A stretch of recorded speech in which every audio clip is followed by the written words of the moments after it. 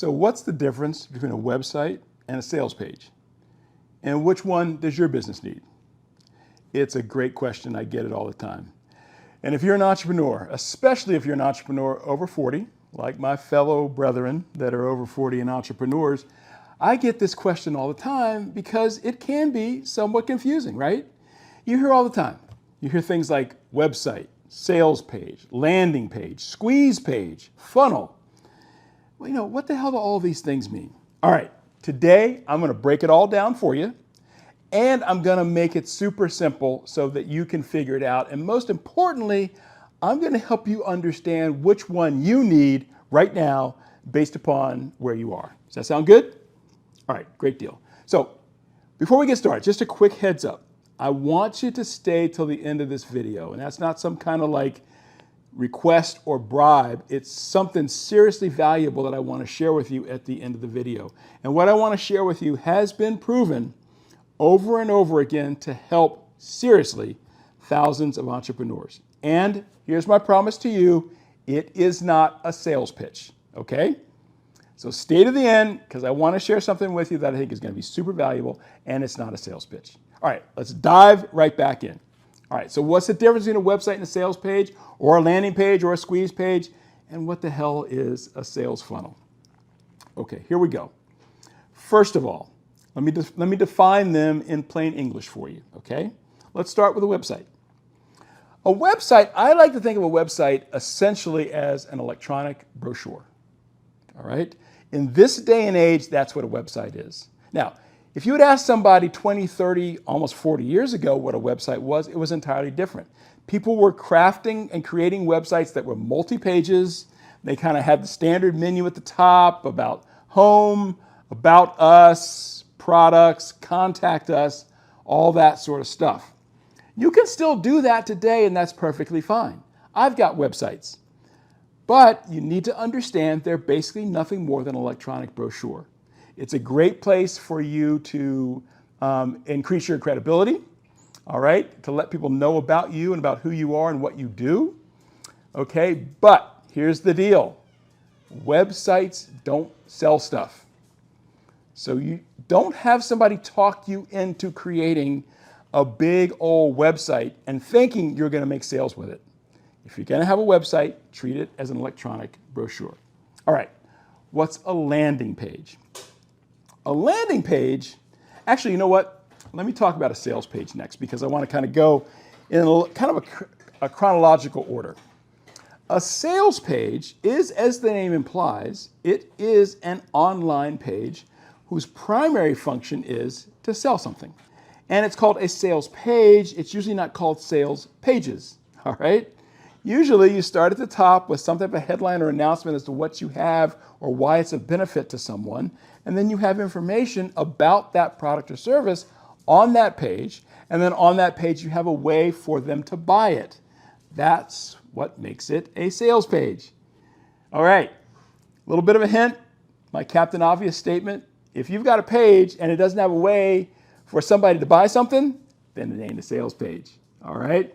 Which actually leads us into the next one, which is why I wanted to go in this order, a landing page. A landing page, as the name implies, is some place where someone can land.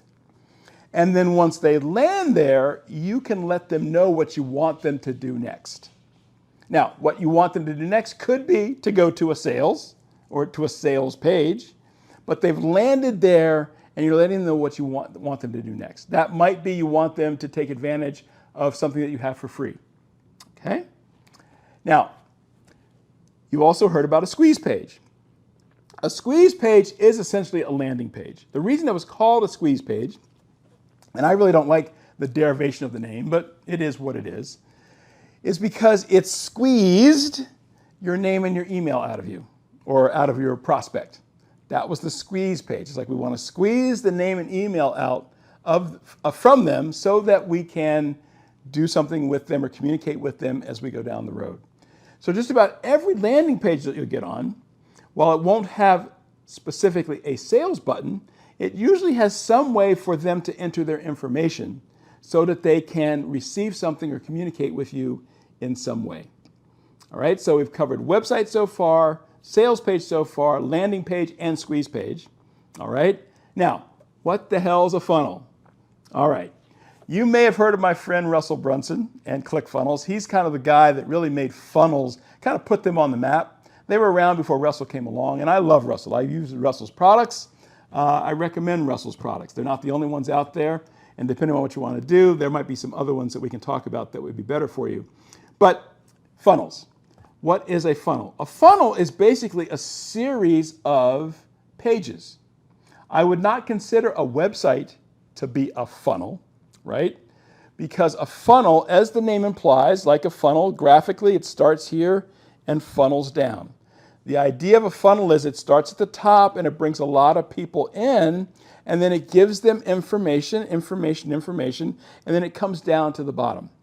Now at the bottom, there can be a number of different things there, right? You can get their name and email address, their contact information, kind of like a squeeze page or a landing page. Or you could actually lead them to a sale. But the idea behind a funnel is it could be several different pages. And once they get in the funnel, maybe they go to your sales page, right? That would be the first page in the funnel. Then the next page would be the buy page, where they can actually put in their name, email, and credit card information. Then after they've purchased, there might be a thank you page. That would be the third page in the funnel. And then, depending upon the robustness of the funnel system that you're using, you might be able to communicate with them going forward. And I'm going to do a whole nother video on how you communicate with your customers and your clients once you get them from one of these types of online presences. All right? Does that make sense so far? Okay, just a quick recap. Websites, essentially an electronic brochure. That's where you can house all the information that you want to share about you, your team, your products, and your services. On that website, you could lead them to a sale, but I have to tell you that websites generically these days do not lead to sales. What leads to sales are sales pages, and sales pages are specifically designed to give the customer the information they need to make a decision as to whether or not they want to buy something from you. All right, then we go from there to a landing page or a squeeze page, whose primary objective is to get their information or to give them another call to action, which is typically not a sales call to action. It could be, you could go to a landing page to register for a webinar. You could go to a landing page to take an assessment. You could go to a landing page to become a member of a group or to take a challenge. That would all be part of a landing page. And then a squeeze page, as I said, is just a sort of a derivation of a landing page. It was originally created and designed, as the name implies, to kind of squeeze that name and email out of somebody. Typically, when you go there, there's something for free that someone gives their name and email address for.